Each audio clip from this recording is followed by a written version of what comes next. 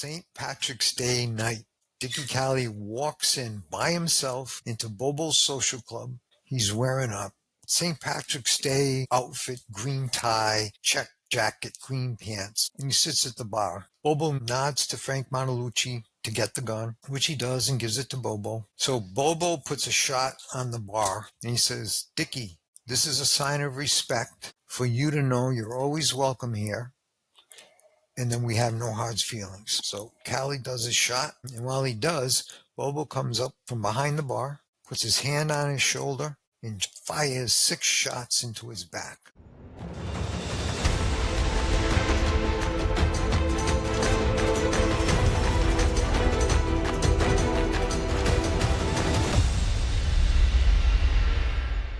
Hey, everybody. Welcome back to part 2 of this week's episode of Game of Crimes with Murph in the Morning. Still got our friend Anthony Pesare here, legend in law enforcement, especially in the New England area, 40-plus years as a law enforcement professional, 24, I believe it was, with the Rhode Island State Police. And then, as I mentioned yesterday, he couldn't get enough of it, so he does 16 years as a police chief. He was a prosecutor. He's an author. He's a college professor. We'll probably bring him on here in a couple of years to find out about all his new occupations. This guy just keeps rolling. He's like the Energizer Bunny, I think. But, excuse me, as we finished up yesterday, we're talking about his career with the Rhode Island State Police. And again, they're a state police, not a highway patrol, which means they got to do both. They've got to do not only patrol on the highways, but also criminal investigations. And Anthony, you had gotten assigned to a unit that was referred to, the intelligence unit, but the colonel referred to it as the unit. Correct. And what's the significance of that again compared to the other detectives that are there? So the significance of it is that the way the detective division is structured is that every unit, stolen cars, major crimes, narcotics, all answered to the detective commander, who was a captain, and the captain obviously would report to the major and the colonel. Mm-hmm. The uniqueness of the intelligence unit is the way Colonel Stone fashioned it was that the intelligence unit was led by a lieutenant, and that lieutenant reported directly to the colonel. Directly. So there was a uniqueness in it. And I think that had to do with the colonel was a strong believer in, loose lips sink ships. Mm-hmm. And he had a career at the Providence Police, so he knew what he wanted, what he wanted for his troopers was they were to be incorruptible. I never, ever in 24 years was ever told by the colonel or anybody else, don't look under that rock. Don't investigate that person. Mm-hmm. And it was one of the prideful things we had is that wherever you needed to go, he would back you up. So it was unique in that respect, caused a little friction maybe because the captain of detectives assumed he should know everything. Mm-hmm. But that was the uniqueness of it, where you were basically working directly for the colonel. And your focus was primarily on what? So when I was in the intelligence unit, so now we're talking about the late 80s, early 90s, the primary and only focus for the most part was Italian-American organized crime, specifically the Patriarca crime family. Because at that time in Rhode Island, they were the strongest organized crime group. The way it was explained to me is if you think about Rhode Island during this period of time, there were 3 concentric circles of power. Mm-hmm. There was the state government, there was the Catholic Church, and there was organized crime. And those 3 jockeyed for power, had relationships between each other, but it predominated Rhode Island society, especially in Providence. Wow. Yeah. That's a good way of putting that. I had seen a reference to that, but I didn't look up to see what the 3 circles were. Mm-hmm. I can't take credit for it. I don't know who told me about it, but it makes perfect sense, It does. And Rhode Island is predominantly Catholic, so the church had a strong say in just about everything. State government was strong, and of course, organized crime was organized crime. Mm-hmm. And as I mentioned yesterday, everybody, Anthony here has written 2 books. I've read the first one, They Always Win. And the reason I mention that again here, and I'm going to mention it at the end of the presentation or interview and tell you where you can find his books again. But one of the things that was brought up in your first book, and it's loosely based on your career. Mm-hmm. It's a work of fiction, but there's a lot of similarities in the what we've been talking about on here. Yeah. And one of the things that kept coming up was some of the people distrusted you because you were of Italian descent, and of course, the organized crime was Italian organized crime. Was that true? Yeah, that's fiction.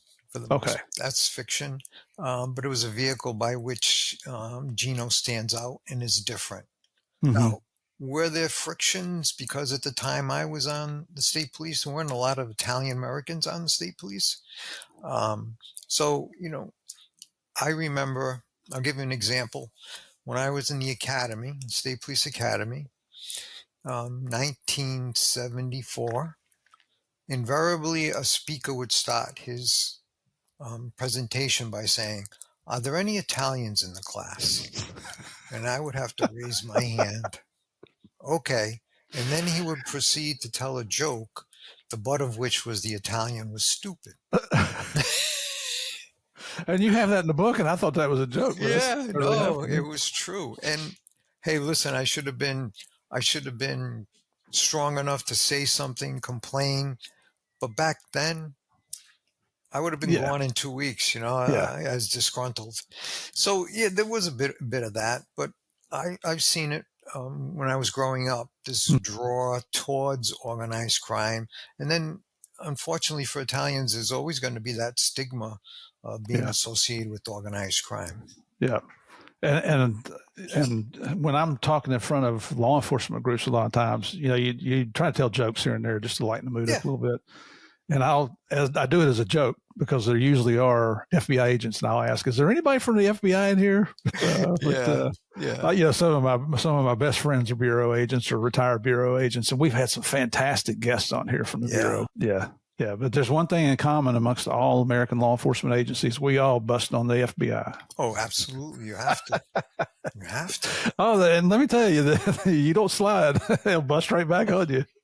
We used to call it Federal Friday. We could never find anybody on a Friday. Oh, I might have partaken in a few of those. But invariably, when you did that, something came up on the weekend and you got called out. Yeah, I'm sure. You got paid back. Yeah. So, and I asked you yesterday about the neighborhood you grew in versus Federal here, where the organized crime was located.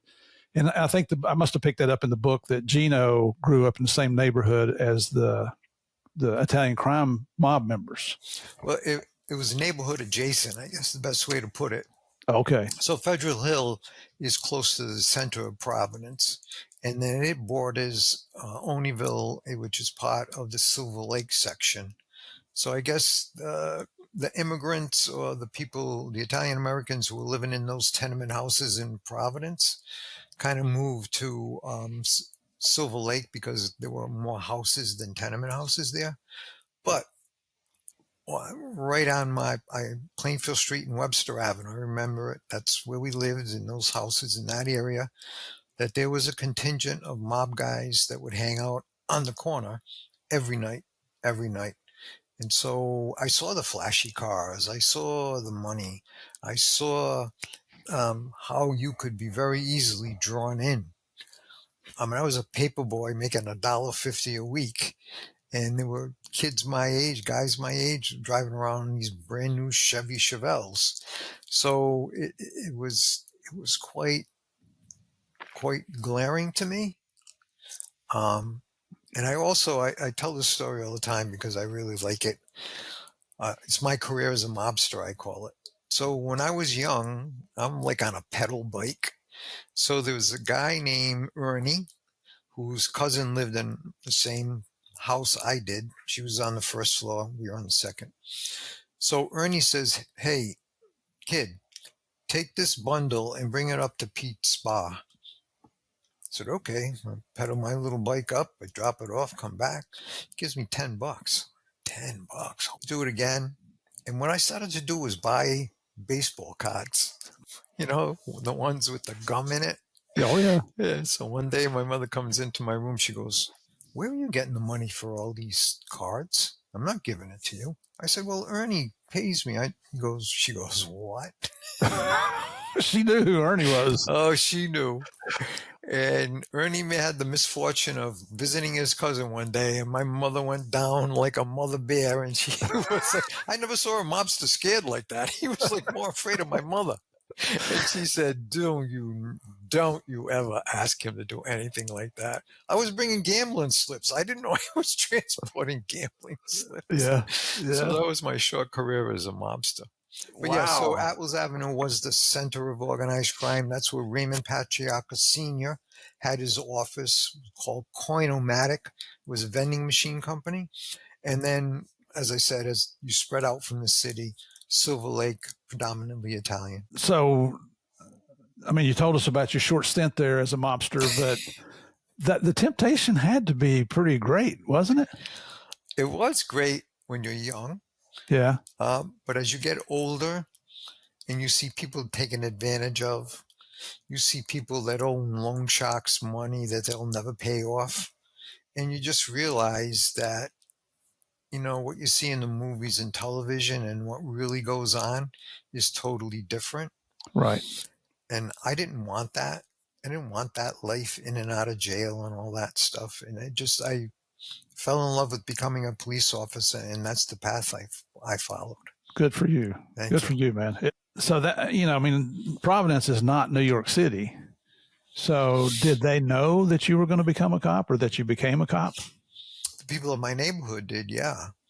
And I don't remember, if there were nasty comments or things like that, I never let it bother me. I guess mutual respect. Yeah, mutual respect. I've always said this, that I was never afraid or worried about myself or my family, because back then, as they say, back in the day, there were rules. We followed the rules and they followed the rules. And if we got them fair and square, we were accosted doing business. I tell young officers all the time, you arrest a hardened criminal, you're less likely to get hurt if you do it right. Then you go to arrest the bookkeeper who's never been arrested in his or her life, whose life is going to be shattered by this arrest. That person's probably more dangerous to do something and act out than this guy who's been through the system 1,000 times.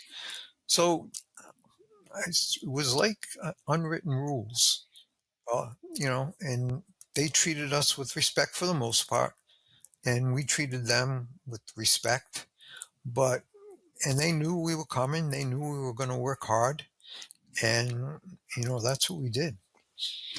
Well, this guy, Raymond Patriarca Sr., and we mentioned yesterday, direct ties to the Genovese family in New York City. Apparently, I was shocked by this. I was doing a little research on him, and he was testifying before a congressional subcommittee.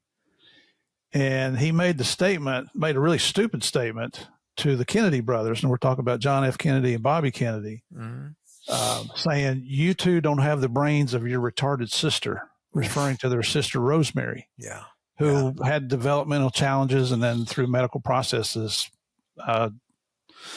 just suffered the rest of her life from it. And then, of course, JFK gets elected president, and Bobby comes along, and what a stupid thing to say. I know.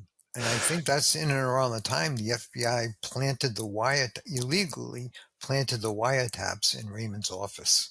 Legally, did you say? Illegally. Yeah. Under J. Edgar? Under J. Edgar. I believe so, yeah. Because he wasn't, J. Edgar, he didn't subscribe to there being a mafia, did he? No, he didn't. Not at all, until Bobby Kennedy came along. And then he had, hearings, and he pretty much told them, you're going to have to deal with this now. In fact, Colonel Stone testified before Congress that there was, in fact, an organized crime family in Rhode Island, and there were families throughout the United States. So he was finally forced, I believe, to recognize that this was a threat.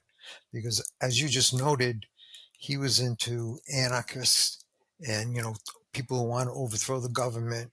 He didn't really think that that was an issue he needed to deal with. Wow.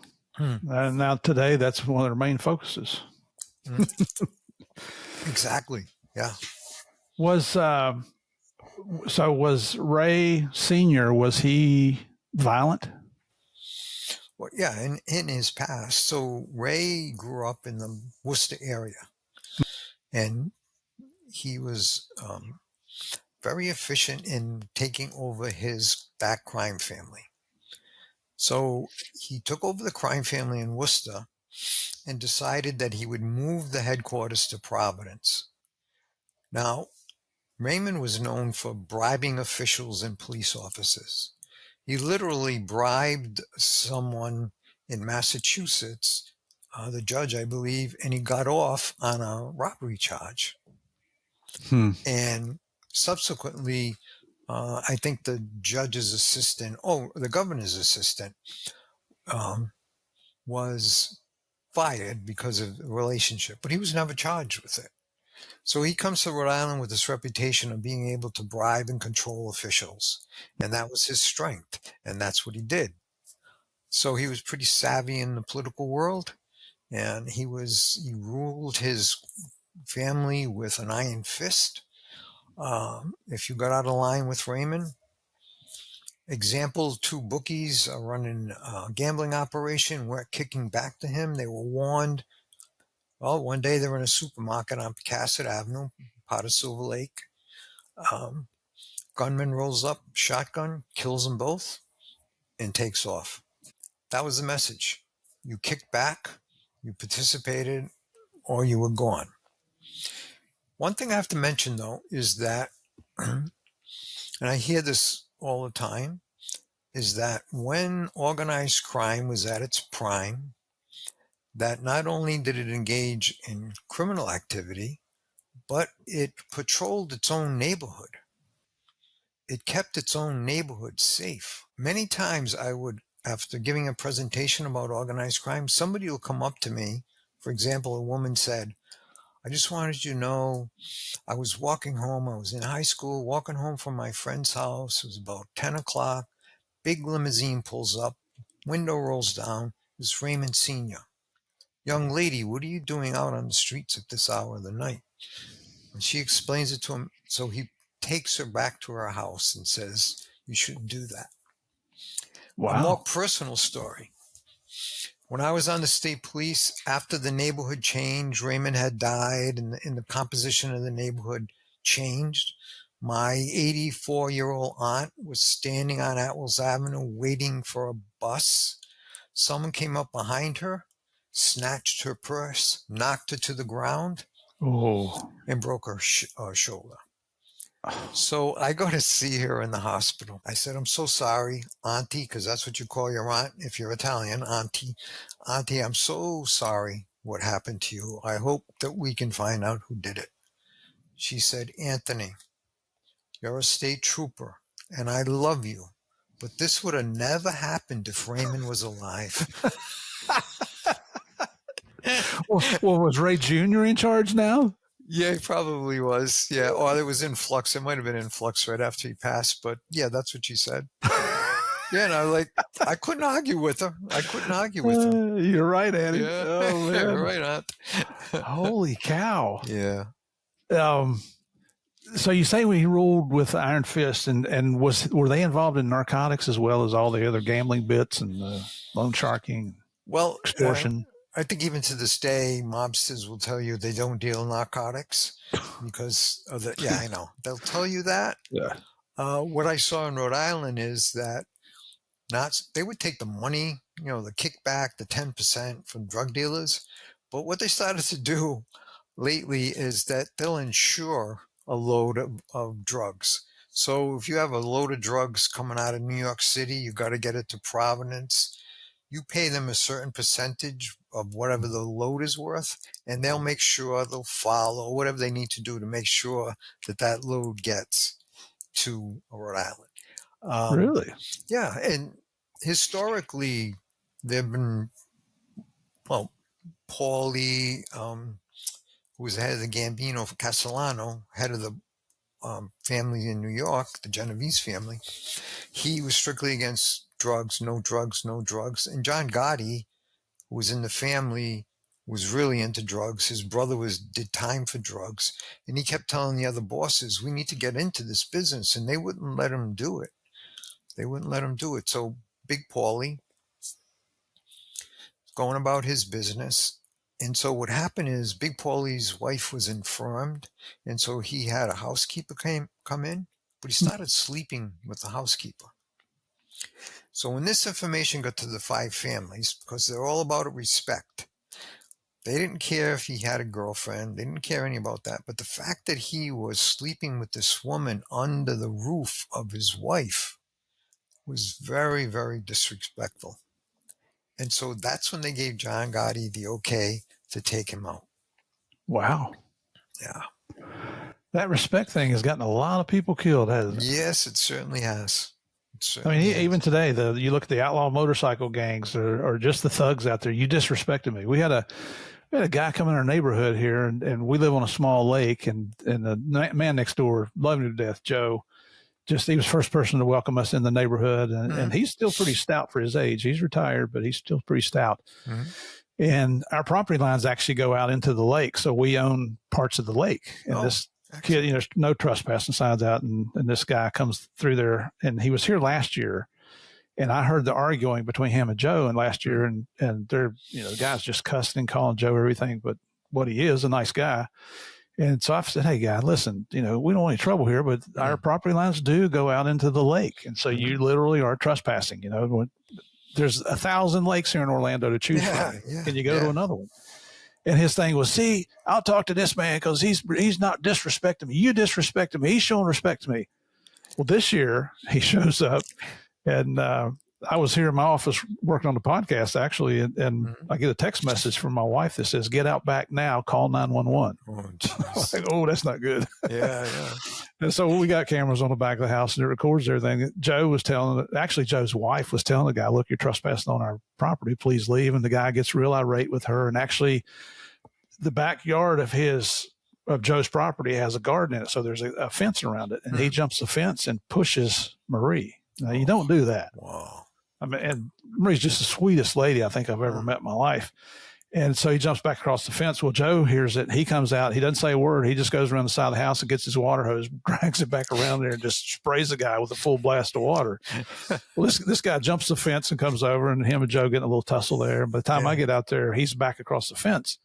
But he's yelling, I'll kill you. How can you disrespect me? I'll kill you. Of course, we called 911. I got the deputy. We're out in the county, so we got the deputies out here, and they took care of business. But all because of this stupid little word called respect. Yep. Yeah, it's amazing. It's amazing. We had a murder in Rhode Island where 2 people were in dispute over the hedges between the 2 properties. And you have to respect my property line. You're not respecting. And one of the neighbors went crazy and shot and killed the guy next door over hedges. I'm like, wow. Well, that brings up the stand your ground law we have here in Florida. So when the police reviewed our video, what happened, the guy was wrong. He shouldn't ever. No, he should have been here to start with, but he certainly should not have pushed Marie. But then they're saying, well, Joe, you sprayed him with a water hose. That's a form of assault. And he's like, wait a minute. So if I'd had a gun and that guy jumped the fence on me and I shot him dead, I'm good to go. But if I spray him with a water hose, that's assault. And the deputy's like, as odd as that sounds, yes, that's true. Wow. Like, it's just, okay. It's sad, it's sad that things like that happen today. I know. So there's a guy that was involved with this group called Bobo. Who is that and what's his role? So, when we had 3 witnesses in protective custody, the reason we had them was that in 1975, Dickie Callie was murdered in Bobo's Social Club. He's buried out in Rehoboth, Massachusetts. And a young police officer who ironically became chief in the future, there was an area that people used to dump stolen cars in. So he starts his patrol. It's not snowing. Driving around town, starts to snow. he drives by the lot and he sees tire tracks going in. So he says, I'm going to take a ride down there. Maybe I get a stolen car out of it. And he gets there to the end of the road or end of the tire tracks, and he doesn't see anything. So he tries to turn around and gets stuck in the snow. So he pops his trunk to try to get some kind of traction under the wheels, crowbar or whatever. He looks down, he sees blood, trickles of blood, and he follows the trail, and he sees this area where, the snow's on top of the ground, and then there's this indentation. Brings the tire iron over and goes like this, and it goes right down. So he calls for help. They dig up Dickie Callie's body. 1975. Police investigate. Nothing. In 1983, this is a while after the murder, right? One of the people who was involved, supposedly, called the state police and said, look, I know who killed Dickie Callie. I was there when it happened. So they take him out of prison and they debrief him. We debrief him. And he says, look, I'm in prison in Massachusetts doing 15 to 20 years for the baseball bat beating of a union official in Fall River, and I didn't do it. And the person that did it, Frank Martellucci, went up there with somebody else on Bobo's direction and baseball bat beat this union official who wouldn't go along with a friendly contract for the owners of the mill or whatever it was. So the Providence police, knowing that Mondiorio was close to Frank Martellucci, they kind of, and the guy that was attacked actually identified Moon. So he says that if I did this 20-year bid, I'm in my 50s, I'm going to die in prison. And I didn't do this. He said there was a point where the prosecutor offered us 5 years to plead. I could have done the 5 years standing on my head, but Martellucci wouldn't take it, and Bobo made us go to trial. Well, they went to trial, and they got convicted. So there he is sitting in his cell. I'm going to die here. I'm young. How can I get out? Well, he tells the story to the state police, and they take him out. Well, now the dominoes start to fall. So Martellucci comes forward, and another individual, Billy Furl, comes forward. And the first thing they say is, Moon's full of shit. He wasn't even there. But then they give an honest how the murder occurred. And what happened is that Dickie Callie was a made member of organized crime, and he was not acting properly. The boss was in prison, and he was drinking, doing drugs, and what really happened that kind of sank him was that there was a civilian, and the Mafia considers people that are not part of their lives civilians. You're not supposed to harm them. They're the ones that place the bets, take out the loans. There was an elderly man, civilian, in a phone booth. There were phone booths back then. Yeah, I remember those.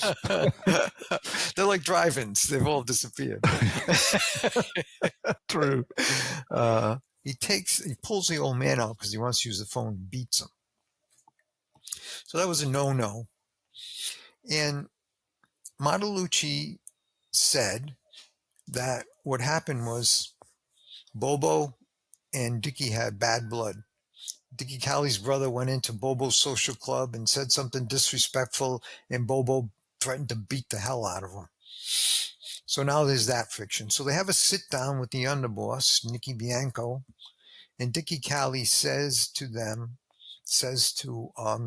underboss, you better put a leash on this guy, talking about Bobo. Mm-hmm.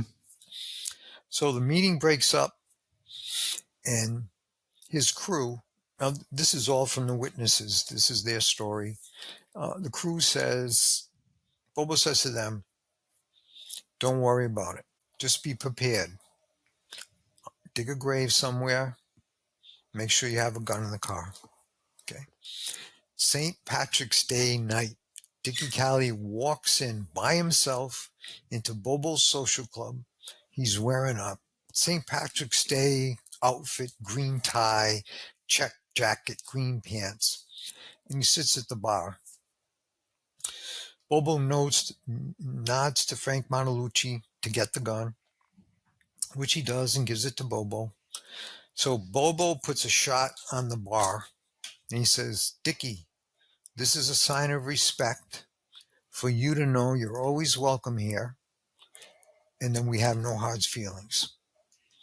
So Callie does his shot, and while he does, Bobo comes up from behind the bar, puts his hand on his shoulder, and fires 6 shots into his back.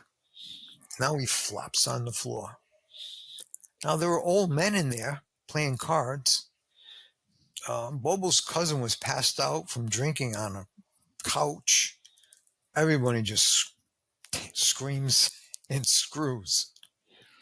And so Bobo said, okay, bring Dickie's Cadillac around. They bring it around. They throw Callie in the trunk. They're about to close it. And Bobo says, wait a minute.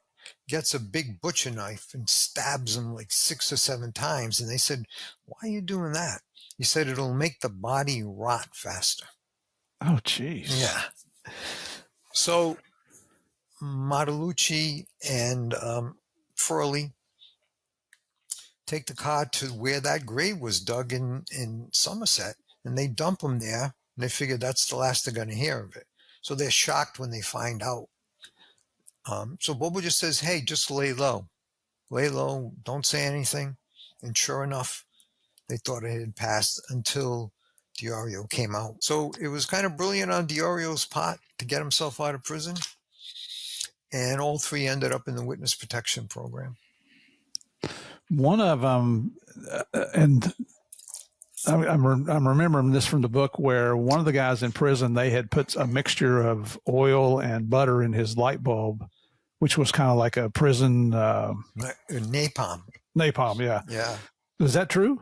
It's true, and I got that from another witness we had in protective custody who had done time out in California, and he talked about prison napalm, and he said how they made it, so I just incorporated it into that story.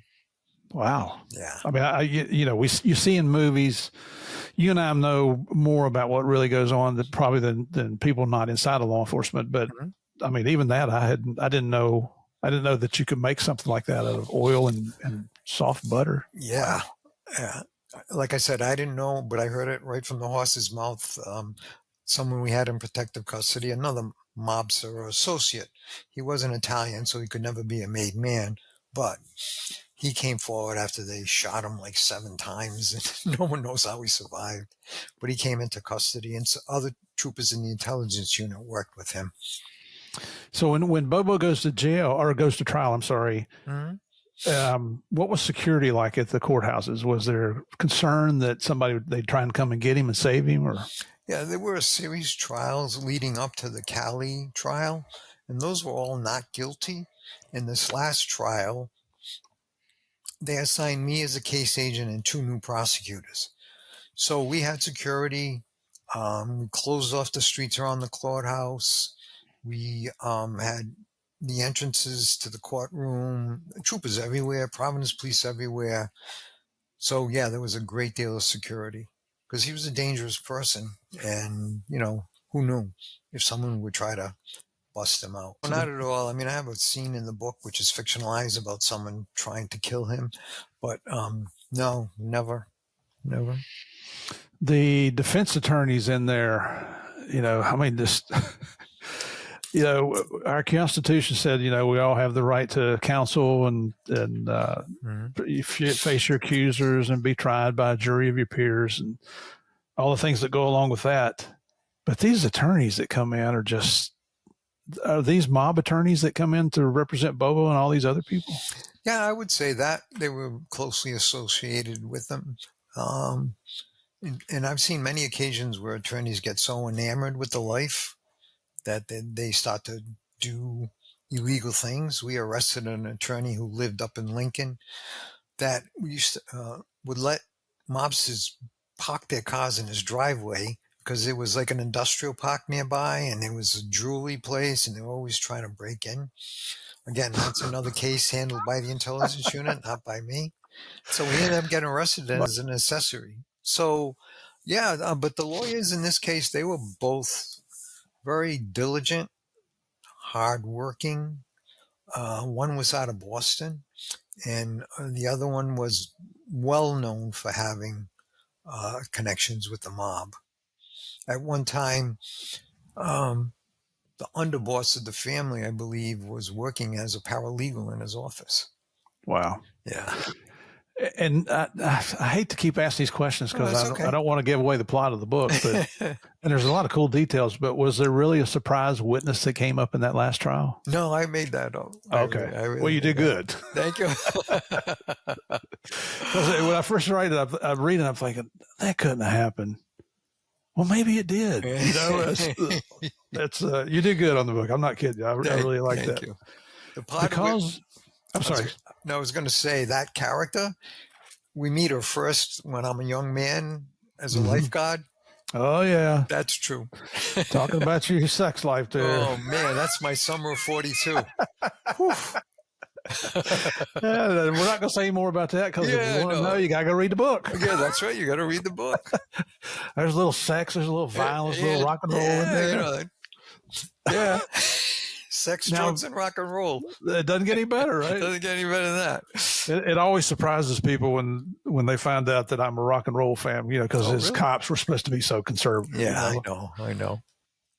Well, that's like, I got involved in theater, so I've done some acting, and, you know, I was looked at like cop acting, you know, it was interesting. But I always thought, someone told me this, Rick Sullivan, one of my lieutenants, said to me, find something of interest other than police work.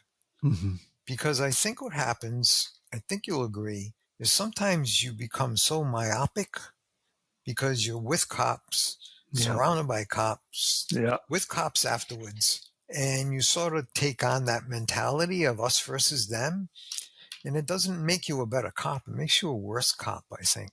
Yeah. So I think if you dabble in this and dabble in that, and have a podcast and write a book, I think it helps. You know, I think it helps make you a different person. It does. It's very easy, especially after so many years, to become so jaded about it that you're suspect of everybody. You don't trust anybody. If they're not in our blue circle, we don't trust them. Right. And then you have these police officers that bitch and moan about everything. Why didn't I get promoted? Why didn't I get this? This guy's an asshole.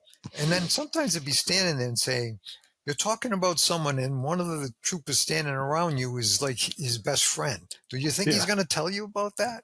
And then the same people you meet 20 years after they've retired and they're still bitching and moaning. Yep. Nothing ever goes their way. No. And there's only one common denominator in all those stories, and it's them. Yeah. That light bulb never comes on. Yeah. Have you looked in the mirror lately? And have you thought about all the things you said? And then you wonder why you never got promoted. Well, true. Yeah. Let's look back and see if you ever made a case. Probably yeah, exactly. Yeah. Probably not a good case. No. Because of all your activities and where you grew up and just, you know, simply from knowing these people because you guys grew up in adjacent neighborhoods, did you ever receive any threats? No, never received a threat. Was never threatened. Was never concerned about it at all. As I said, I played by the rules. We all did. And so we made cases and I never worried about it. Mm-hmm. This is an amusing story. So Bobo is doing time for the murders and they let him out on work release to work in a restaurant. My mother calls me. She says, Anthony, I just saw in the news that Bobo is out. I'm worried that something's going to happen to you. Now, I think back to that scene in The Godfather where the mobster has his wife start his car every morning in case there's a bomb in it. So I said, Mom, don't worry. She goes, why not? I said, I have Mary stop my car every morning. But she didn't think that was funny. No, you know what she said? That's good. Oh, that's That's funny. good as long as her son was okay. That's good. Well, So did your family ever catch any threats? no, Any? No. no. I think it. I think they just knew the wrath of God would come down on them if they hurt Yeah. anybody in our family, Yeah. especially in that era. I don't think they would risk it. And besides, it's bad for business. Right. They want to stay low key. They don't want everyone in the world. They don't want on the front page of the paper, Tony Pesare's daughter was kidnapped, or Tony Pesare's aunt was hurt. They don't want that. They don't want publicity. At least Yep. not the old world civilian types. Others like John Gotti, who traces his ancestry back to Naples, the Camorra, they are flashy criminals and they want everybody to know about it. But that draws heat and Yeah. drew heat to him. But here, it was mostly Raymond was old world Sicilian mafia. And his son, he took over while Dad was in prison. Is that right? So Ray Jr. Well, he took over when Raymond Sr. passed away. Okay. So he took over right after him. And that led to this whole path where the FBI recorded the induction ceremony. And so his rule was not very good. And he stood, the rank and file never saw him. He was never a real world gangster. The only crimes he committed was stealing insulation out of a house under construction. Flunked out of URI. Wow. But one thing I thought was ingenious was that Raymond Jr. had a son. And he wanted him to go to an academy, like the military academy. But you can't go to the military academy unless you're sponsored by a senator or a congressman. And he knew he couldn't do that. But he found this military school where if you graduate in the top 2, you get an automatic ticket to one of the academies. So he was trying to get his son there, but his son, he was never bright enough to get into an academy or a decent college. Yeah. So that's the way it was back then, So, well, is the Patriarca family still in existence today, or they're a thing of the past? They've been decimated mostly because of the RICO, as you know. So when I first started, the only way you could get a boss was to get somebody to say that they conspired, like told you to murder somebody, and that was highly unlikely. Now RICO comes along, and RICO, for those who don't understand it, it's a law that attacks the organization as opposed to the individual. So if you're part of an organization, if you're the head of an organization and somebody in your organization commits murder, under RICO, you could suffer the same penalty as the murderer. So that decimated organized crime. I think like 13 or 14 people while I was there, we arrested and charged. And mobsters don't want to do big numbers anymore. There was a guy on the street many years ago called Peanuts Broccoli. Yeah. Right now, as you know, it's other organized crime groups, which are much more dangerous, I think, for law enforcement and prosecutors. True. Traveling Vietnamese gangs that drive across the country to do a home invasion. They're the cartels, they're Bloods, Crips. And they're all very, very much more dangerous, I believe, for law enforcement and prosecutors. I agree. And you don't seem to hear that much about the 5 families in New York anymore. They used to be in the news all the time. Yeah. No, I think it's just like anything else. What I've learned is that what they've done is made a conscious decision to return to basic money-making things that don't draw a lot of public attention.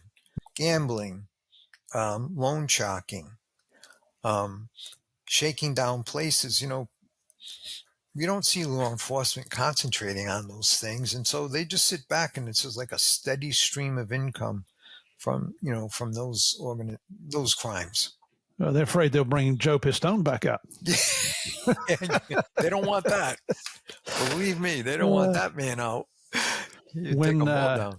Yeah, he would. I think he still has the capability to do that as well. I think he does too, yeah. By the way, he was just on the the largest podcast in the world is the Joe Rogan Experience.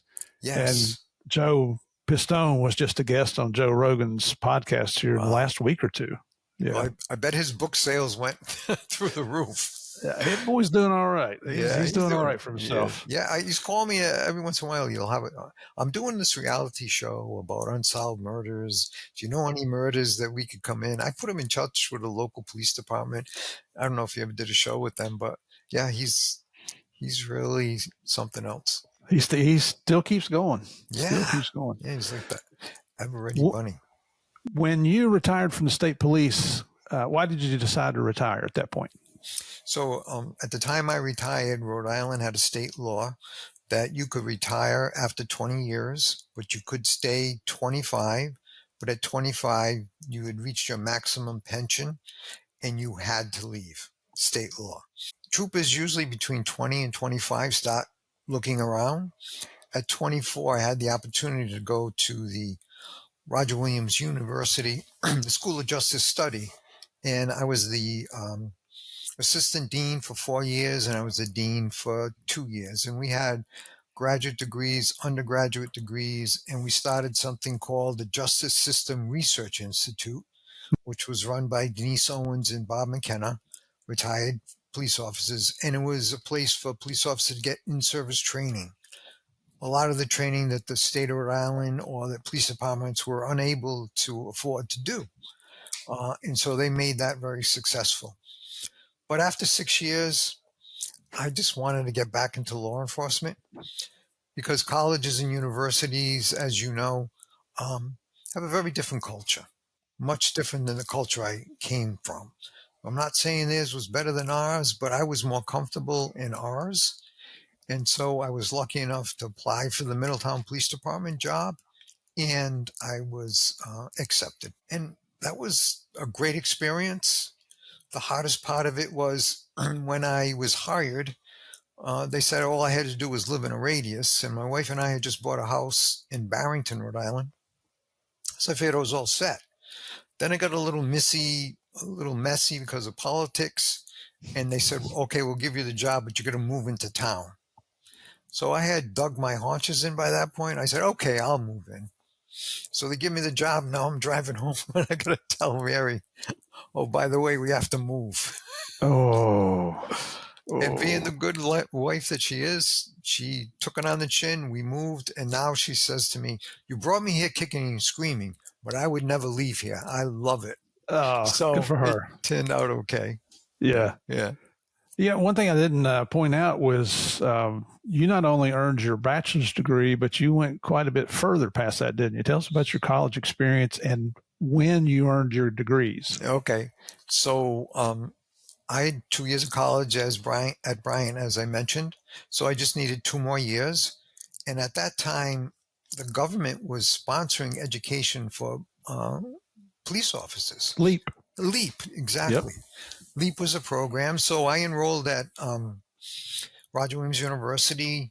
It was called the Open Division because it was at night mostly for cops. And they gave me credit for the 2 years. So I finished the 2 years at Roger Williams and graduated. Then a couple of years later, I was getting restless. I wanted to do something else academically. And again, Richard Sullivan, I told you about, I told him what I was thinking about. I said, I'm thinking of getting a master's in criminal justice. And he said, don't do that. I said, why not? He said, get a master's in public administration. It's a different field. You'll meet different people. Now, these are people mostly that are in government or some kind of public administration position. So I did that, and I'm so glad I did that because it opened up a lot of doors for me when I started looking for a job. So then, at the time, so this is 1990 now, I'm working on a case about a witness who was in protective custody at the Providence Police Department. And he died in a freak accident, and we were investigating that. My friend Harry Watson, who was my classmate, said, hey, the state is paying for cops to go to law school as part of the incentive bill. The incentive bill rewarded you for getting an associate's degree, maybe $500, then $1,000 for undergraduate, and then $1,500 for master's. But people started going to law school, and he said, listen, this isn't going to last very long. They're going to finally pull the string on this. So we took the test. We got into New England law in Boston. And so 3 nights a week, we would drive up with 2 other people that we hooked up with. We would drive to Boston. And so I did that for 4 years. And I got my law degree. Wow. Yeah, it was hard because when I finished school, my daughters were young. So when I finished school, we're sitting around the dinner table, and I tried to discipline my youngest daughter, Amy, Uh-oh. who turned to my wife and said, do we have to listen to him? What did Mary say? Mary said, she turned to me and said, you got to ease your way into this. Ease your way into this, okay? Things have changed in 4 years. You haven't been around. Because I would work. So in the state police, I was in detectives. You had to work one late night till 10 o'clock and went to school 3 nights. And then on Friday, I was just like a jellyfish. I just wanted to flop. And then Saturday and Sunday, my friend owned the law firm. It was John Lynch. He allowed me to go to his office on Saturday and Sunday and study during the day. So that was my life for 4 years, you know? Wow. So you got a real queen for a wife there, buddy. I am so lucky. So lucky. Very, very lucky. That's what I refer to our families as our unsung heroes, because they allow us to go do what we think we're supposed to do, and then they take care of everything else in life. Yeah. So the state police have a motto among many: those also serve who sit and wait. Yep. Yeah. Yep. And it's true. Absolutely. Absolutely. My wife and I, we've been married 41 years, not as long as you, but congrats. In law enforcement, that's a long time. Yeah. I mean, a lot unfortunately, I had the practice wife to start with, but didn't last too long. At least you got the practice. Yeah. Now, you retire from Middletown, right? But then you become a prosecutor? So what happened was at Middletown for 14 years. I decided to retire in 2018. So they hired another chief. I was practicing law. I was doing estates and wills and that sort of thing, which is absolutely boring, but necessary, very necessary. And so I got a call from the town council president, and he said, are you interested in being the prosecutor for the town, assistant solicitor for prosecutions? He said, because the gentleman who has that job, we're elevating him to a municipal court judge. I said, I don't know. I've never prosecuted a case. I said, can I think about it? He said, yeah. He said, it was like 3 o'clock in the afternoon. He said, yeah, the meeting's at 7. I need an answer by then. You got 15 minutes. You got 15 minutes.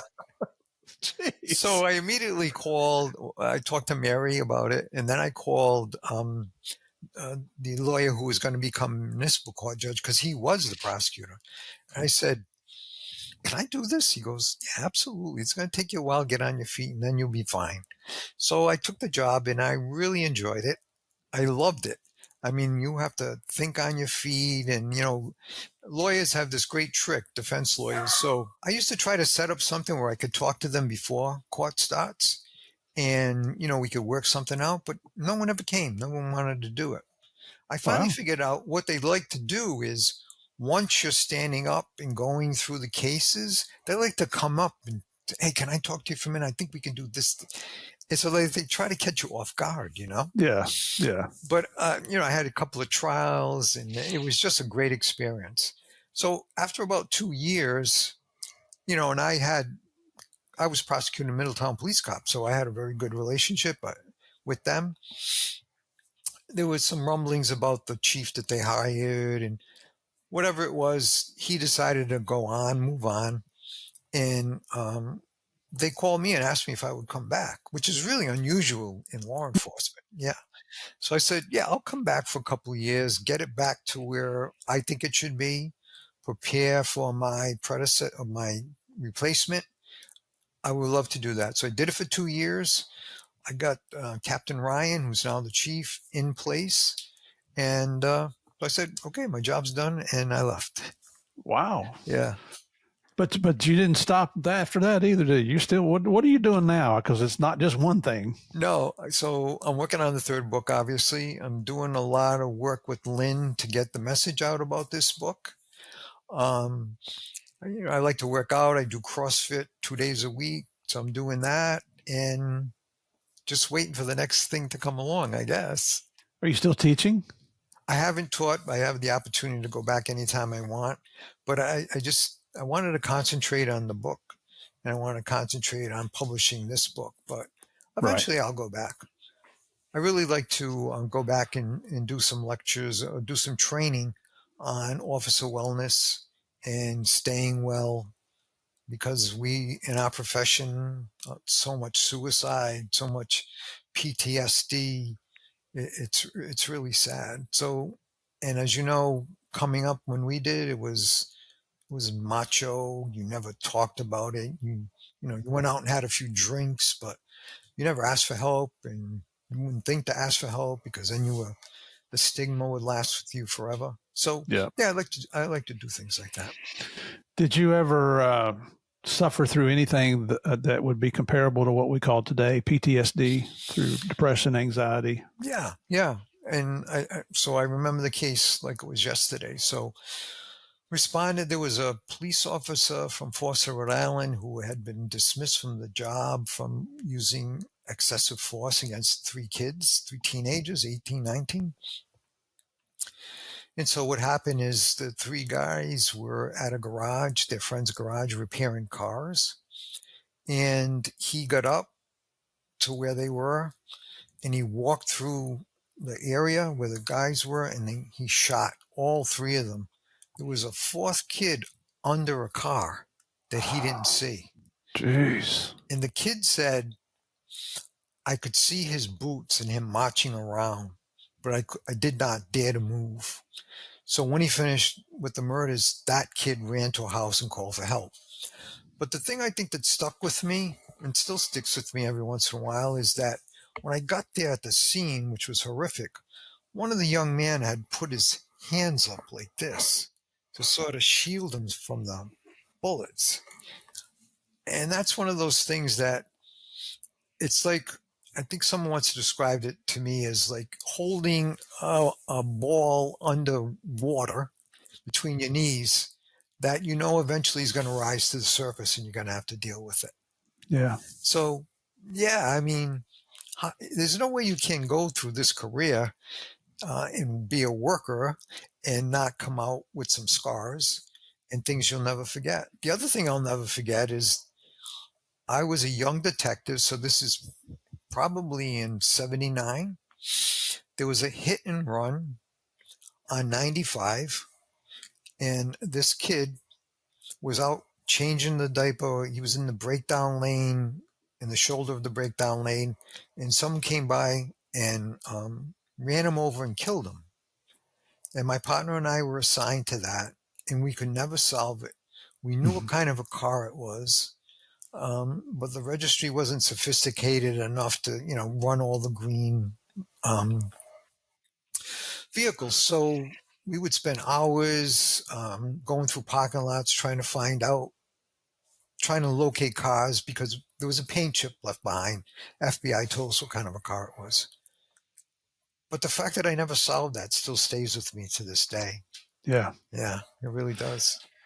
Did you ever get any counseling? No, not for that. I never went for counseling in regard to that. But I did do peer support counseling. I did that, and it was very helpful. Rhode Island has a wonderful peer counseling team. That's good to hear. Yeah. So we've had some traumatic events. We had a fire where a young child was burned and died. And so they came in. So I've talked to people on that level. Yeah. But I wouldn't hesitate to go to counseling if I felt that the balloon had hit me in the head on its way up. Yeah. Yeah. Yeah. Well, I'm sorry. No, go ahead. But there's also something to be said with having someone you can talk to, like a wife or a best friend, that's also very cathartic, very helpful. My wife, as we've talked about has been a solid rock on which I built the foundation of my life. But also I have a friend that I grew up with. Our fathers worked together at Quonset Point.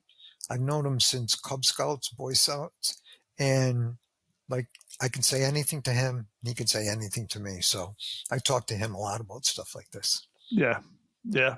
That's a good advice there. And I just want to point out to our listeners that if you are dealing with depression or anxiety, you think things are getting really tough, there's a national hotline here in our country, 988. That's all you have to do. You can call it, you can text it. They have their man 24/7, 365. They speak English and Spanish. I believe it even extends up into Canada.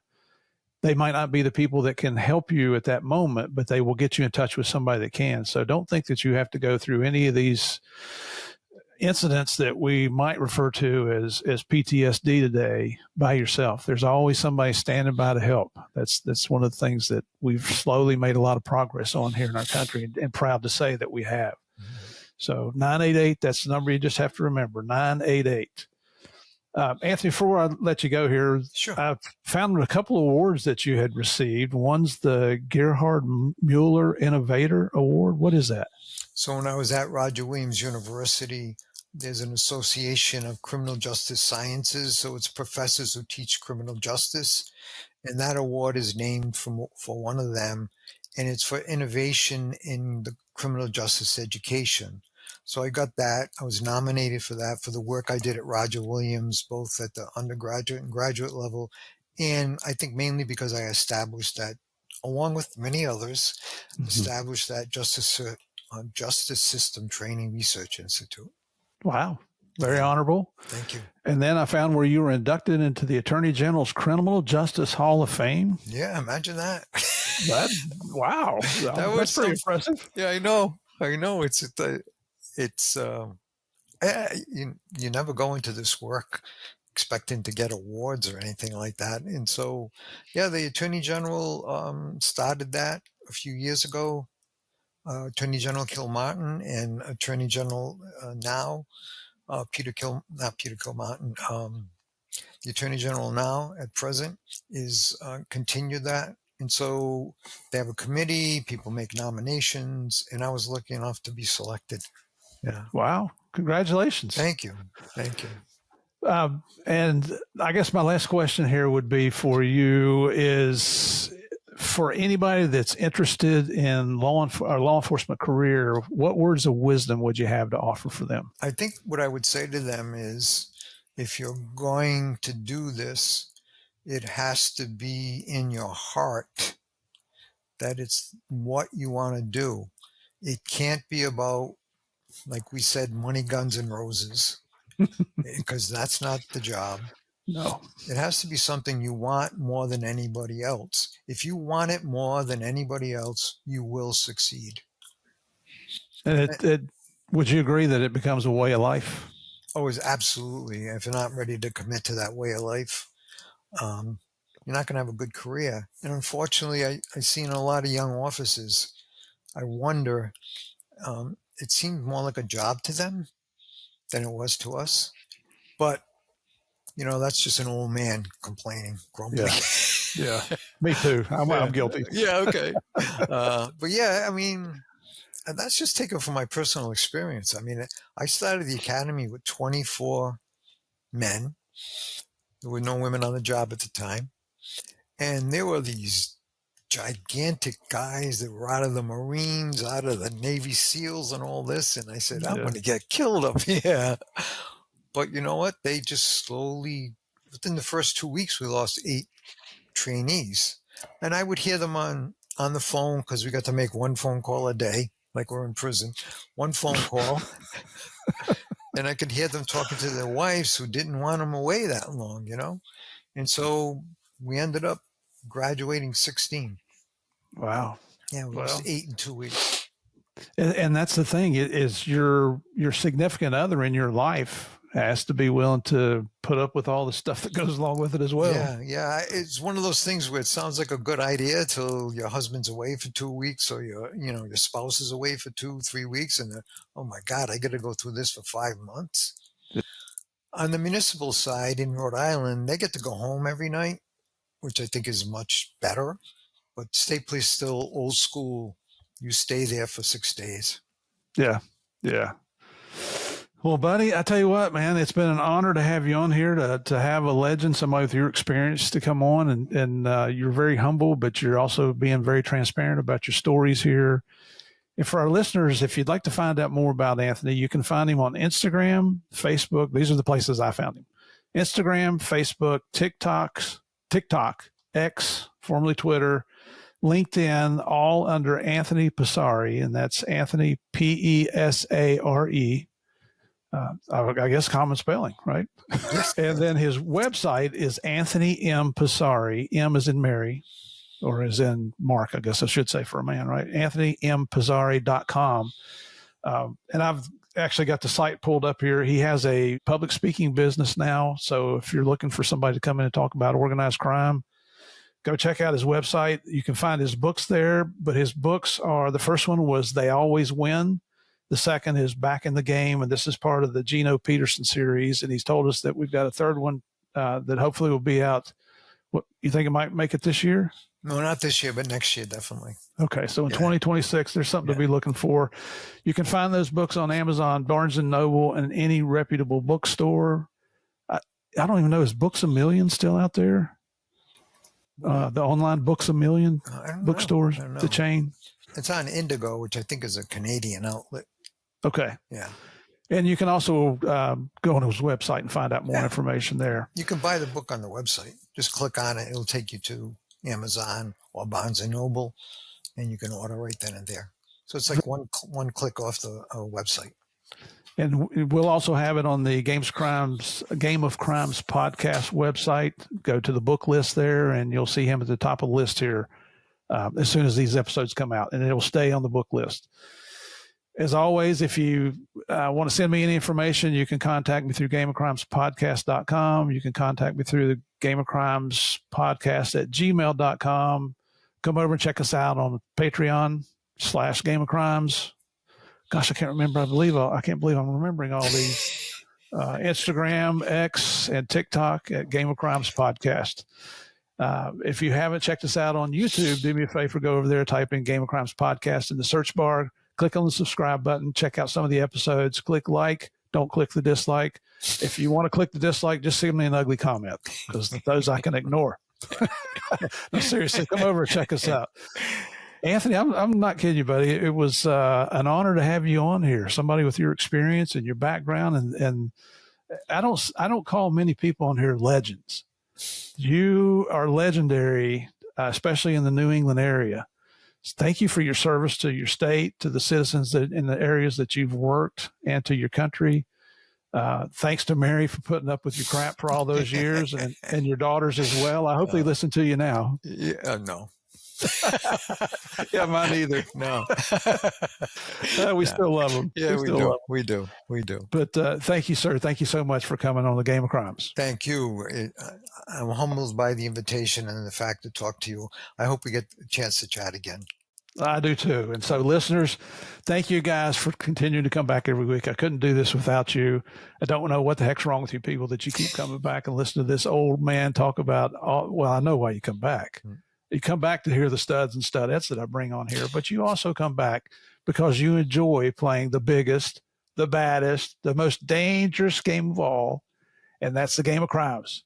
Look forward to seeing you next week. God bless. Stay safe.